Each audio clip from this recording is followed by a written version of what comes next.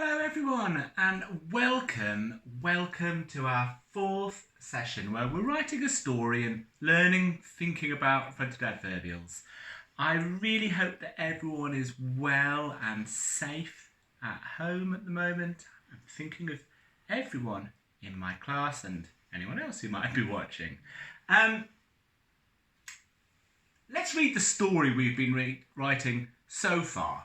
So I've got my title, My Extraordinary Adventure.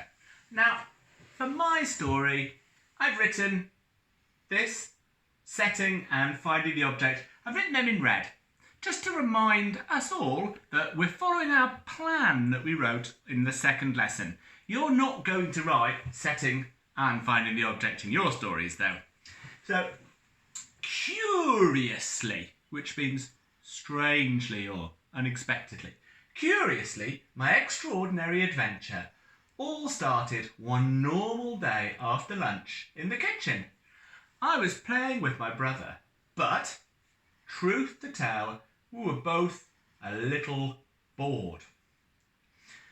Now, new paragraph, because a new part of the story is starting. This is the bit where we've got to find the magical object. Suddenly, I heard my brother say, 66, capital letter, "What's this?" Question mark 99. Suddenly I heard my brother say, "What's this?" Now, that's the end of my brother doing and talking, and it's back to me, so I'm starting a new paragraph there, aren't I? Looking up, I saw that he was rummaging through one of the kitchen cupboards. And this is the bit where I've got to look at my plan, and I hope that you did manage to find something, or at least imagine something, that you were going to find in your story that's going to be magical and strange. I remember that I was looking at this box with the patterns on it, and inside it's going to have a magical jewel. Okay. Looking up, I saw that he was rummaging through one of the kitchen cupboards. Now, I think I'm going to remember about my fronted adverbials. I'm going to go for a good one here. I'm going to go for triumphantly, which is a word when something's gone really well, it's a triumph. Triumphantly, meaning like, yes! Or you could say, with a cry of triumph. Or with a cry of satisfaction. I started with an adverb. What should I remember? Yes, a comma. Triumphantly, he pulled out a strange little box. And I don't want to just call it a strange little box, I want to have some more details. So now I'm going to introduce that. And held it up to me. So, held it up to me. This is my chance to describe it in a bit more detail. So I'm going to think about the size. I'm going to think about the patterns, the colours. Is it scratched or shiny or dusty? Old looking, new looking? It was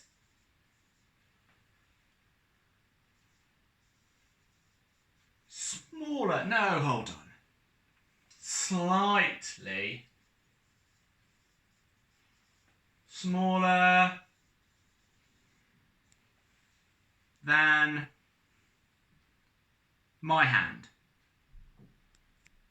It was slightly smaller than the palm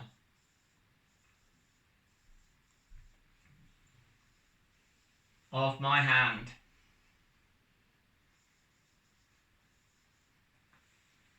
And Now, I want to describe it in parts now. And on the lid,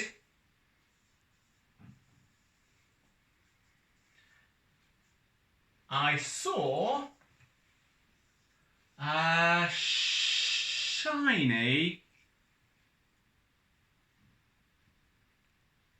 Now, can you see all the delicate little details? We could use a word like intricate. A shiny, intricate pattern.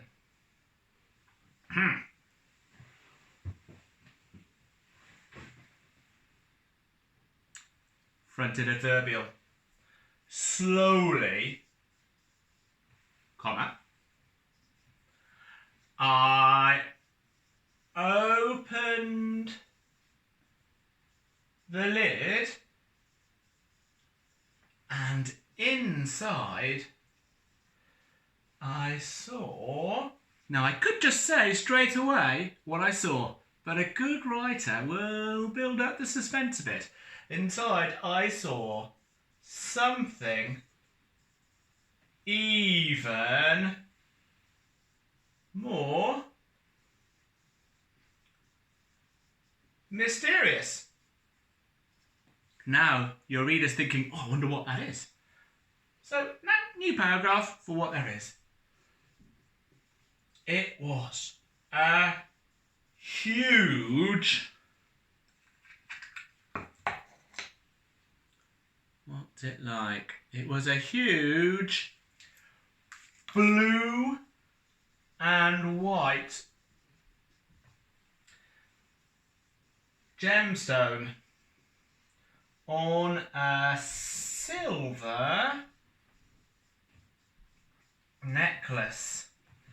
As I looked at it, I could almost see the clouds moving inside, and I put my finger on to touch it. With a crack of thunder,